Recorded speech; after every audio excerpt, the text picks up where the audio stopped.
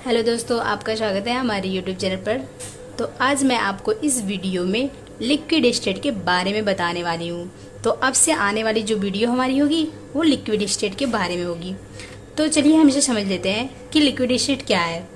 देखिए, पहला पॉइंट क्या है। Uh liquid may be regarded as condensed gas or molted solid. यानी कि लिक्विड क्या है, गैस का कंडेंस्ड स्टेट है या फिर सॉलिड का मोल्टेड स्टेट है। यानी कि गैस को संघनित करके लिक्विड में चेंज किया जाता है या फिर सॉलिड को पिघला करके लिक्विड में चेंज किया जाता है। ठीक, अब देखिए अगला पॉइंट क्या है। Uh liquid have a definite volume but not a definite shape. यानी कि लिक्विड का जो आयतन होता है वो डेफिनिट होता है, लेकिन जो उसका शेप होता है यानी कि आकार, वह डेफिनिट नहीं होता है, यानी कि निश्चित नहीं होता है। ठीक, अब हम इसका फिजिकल प्रॉपर्टी देख लेते हैं। Physical properties of liquid. Vapour pressure. Vapour pressure क्या होता है? It is a pressure exerted by the vapour in equilibrium with the liquid on the wall of container. अब देखिए, जैसे कि कोई वेपर है और लिक्विड, यानी कि जो लिक्विड का वेपर है, यदि वह दोनों साम्य अवस्था में है तो उस कंडीशन में यह जो प्रेशर अप्लाई करता है कंटेनर के वाल पे, यानी कि कोई बर्तन है उसकी दीवार पे जो वेपर अप्लाई करता है, किस कंडीशन में, यदि वह लिक्विड और वेपर साम्य अवस्था में है तो उसे ही वेपर प्रेशर कहते हैं। ठीक, यानी कि वेपर प्रेशर इन इक्विलिब्रियम, जो वेपर है यानी कि जो वाष्प है और जो लिक्विड है वो दोनों साम्य अवस्था में साथ साथ हैं, तो उस कंडीशन में वह बर्तन की दीवार पे जो प्रेशर अप्लाई करते हैं वह वेपर प्रेशर। ठीक, उसे हम वेपर प्रेशर भी बोल सकते हैं। अब देखिए अगला क्या है। It is the measure of the escaping tendency of the molecules from the liquid state to gaseous state. यानी कि जो इसका स्केपिंग टेंडेंसी होता है, जो कि मेजर होता है ना, यानी कि जो अधिकतम इसका स्केपिंग टेंडेंसी होता है लिक्विड के मॉलिक्यूल्स का स्टेट टू गैसियस स्टेट, यानी कि जो वह लिक्विड है वह गैसियस स्टेट में यदि जा रहा है ना, यानी कि यदि वह गैसियस स्टेट में चेंज हो रहा है तो उसका जो अधिकतम स्केपिंग टेंडेंसी है उसी को हम क्या कह सकते हैं, वेपर प्रेशर भी बोल सकते हैं। ठीक, अब अगला पॉइंट क्या है। It is also equal to pressure applied on the gas to convert gas into liquid at a temperature below its critical temperature. अब इसे समझते हैं। देखिए, it is also equal to pressure, ये जो प्रेशर होता है यह बराबर होता है, किसके बराबर होता है, applied on the gas to convert gas into liquid. यानी कि जो गैस है उसको जब गैस से लिक्विड में कन्वर्ट किया जाता है जिस टेम्परेचर पर, उस टेम्परेचर पे वह जो उसका प्रेशर होता है, जिस टेम्परेचर पर किसी भी गैस को लिक्विड में कन्वर्ट किया जा सकता है उसे हम क्रिटिकल टेम्परेचर कहते हैं। लेकिन उसके साथ साथ हमें ये भी कंडीशन देखना होता है कि प्रेशर क्या है, हम कितना प्रेशर वहाँ पे रख रहे हैं। ठीक, तो दोनों चीज़ें साथ लेकर के चलते हैं, इसलिए कहा गया है कि it is also equal to pressure applied on the gas. यानी कि यह उस प्रेशर के बराबर होता है जो हम गैस के ऊपर अप्लाई करते हैं उसे गैस से कन्वर्ट करने के लिए लिक्विड में, यानी कि गैस से लिक्विड में कन्वर्ट करने के लिए, और साथ साथ जिस टेम्परेचर पे बिलो इट्स क्रिटिकल टेम्परेचर, तो वह क्रिटिकल टेम्परेचर के नीचे का होता है, तो वहाँ पे ये वेपर प्रेशर की कंडीशन बनती है। ठीक, अब अगला देखिए क्या है। यहाँ पे हम फिगर के बेस पे समझ लेते हैं। यहाँ पे देखिए जो टेम्परेचर है ये T के बराबर है। ये जो गैस है ये दूर दूर, अभी इसके मालिक्यूल्स दूर दूर है। ठीक, जब इसे हम कूल करेंगे, यानी कि इसे कूल करेंगे, धीरे धीरे ठंडा करेंगे, यानी कि जो T है वह जो होगा कम होगा क्रिटिकल टेम्परेचर से।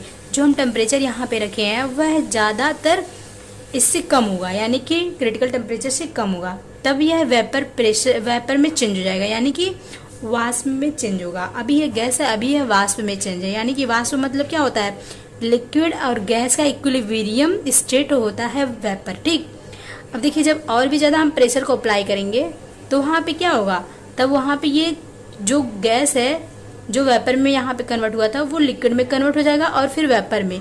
तो यह जो वेपर है यहाँ पे जो यहाँ पे दाब क्रिएट करेगा उसी को हम वेपर प्रेशर कहते हैं, यानी कि यहाँ पे जो प्रेशर है यह वेपर प्रेशर के बराबर हो गया है। ठीक, अब अगला पॉइंट हम समझ लेते हैं। देखिए अगला पॉइंट क्या है, ये बहुत इंपॉर्टेंट है, पीसीएस 2005 में पूछा जा चुका है।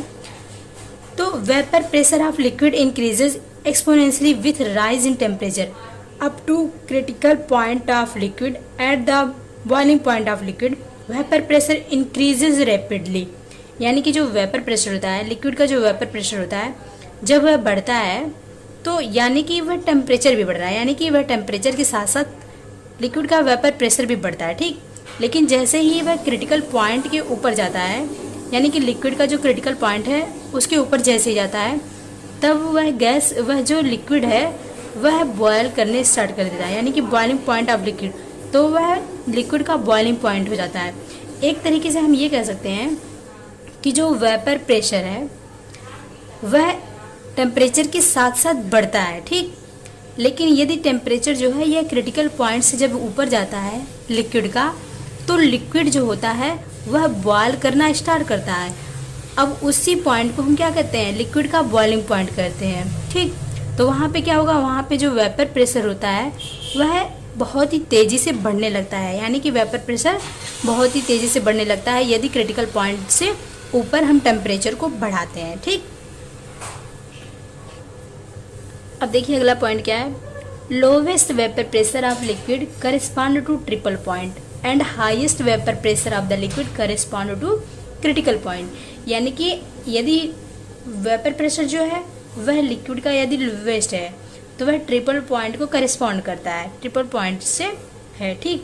और यदि वेपर प्रेशर हाई है यानी कि हाईएस्ट है, तो उस कंडीशन में क्या होता है, यह क्रिटिकल टेम्परेचर को करेस्पॉन्ड करता है। यानी कि लिक्विड का यदि वेपर प्रेशर हाई है तो वह क्रिटिकल टेम्परेचर पर पहुंच जाता है, लेकिन यदि लिक्विड का जो वेपर प्रेशर है वह लो है तो वह ट्रिपल पॉइंट पे पहुंच जाता है, ठीक।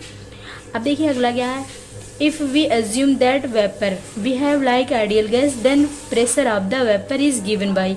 यानी कि हम ऐसा भी मान सकते हैं कि जो वेपर है, जो लिक्विड का वेपर है, बिहेव लाइक आइडियल गैस, वह आइडियल गैस की तरह बिहेव करने लगता है। Then pressure of the vapour is given by, तो हम प्रेशर जो है वो इस तरीके से भी हो सकता है, यानी कि PV इक्वल टू nRT, यानी कि जो वाष्प दाब का जो प्रेशर होता है तो वह इस तरीके से भी हो सकता है। यानी कि यदि वह आइडियल गैस को फॉलो करता है तो हम वही इक्वेशन यहाँ पे लिखेंगे, क्योंकि आइडियल गैस इक्वेशन का यही इक्वेशन है, आइडियल गैस का formula PV equal to nRT, P equal to N/V/RT, P equal to CRT, ठीक। तो अब देखिए ये जो C है यह N/V के बराबर होता है। N जो है number of moles of vapour है, V जो है ये लीटर है, यानी कि वॉल्यूम को हम लीटर में लेते हैं यहाँ पे, ठीक। और हमें पता है कि 1 मोल वेपर प्रेशर का जो होता है वह 22.4 वॉल्यूम के बराबर होता है, यानी कि इसके बराबर होता है 1 मोल वेपर प्रेशर का जो मोल होता है, ठीक। अब देखिए ये जो है अगला point, the quantitative variation of vapour pressure with temperature is given by. यानी कि जो वेपर प्रेशर का जो टेम्परेचर के साथ वेरिएशन होता है क्वांटिटेटिव में, उसे हम क्लैपिरॉन इक्वेशन बोलते हैं। और इसको इस तरीके से लिखते हैं, dP/dt इक्वल टू d∆H/VAP, यानी कि वेपर प्रेशर अपन T VV माइनस VL, ठीक। ये क्लैपिरॉन इक्वेशन है।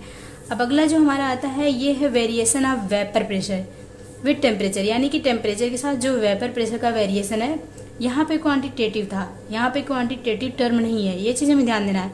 तो इसे हम क्या कहते हैं, is also given by Clausius Clapeyron equation, यानी कि इसको क्लासियस-क्लैपिरॉन इक्वेशन बोलते हैं, इन्होंने इसे दिया था। तो इसे हम क्या लिखते हैं, log P2/P1 equal to ∆H/VAP/2.303R 1/T1 minus 1/T2, ठीक।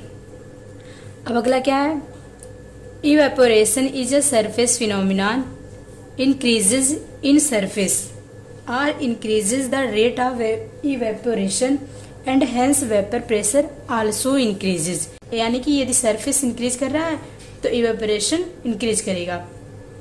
द रेट ऑफ इवेपोरेशन यानी कि जो उसके इवेपर होने की यानी कि वेपराइजेशन होने का रेट है उसकी दर जो है वो बढ़ जाएगी, ठीक।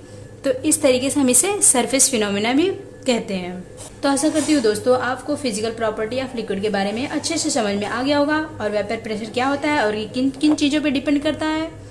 तो मिलेंगे हम नेक्स्ट वीडियो में, तब तक के लिए आप लोग पढ़ते रहिए और अपना ख्याल रखिए। धन्यवाद।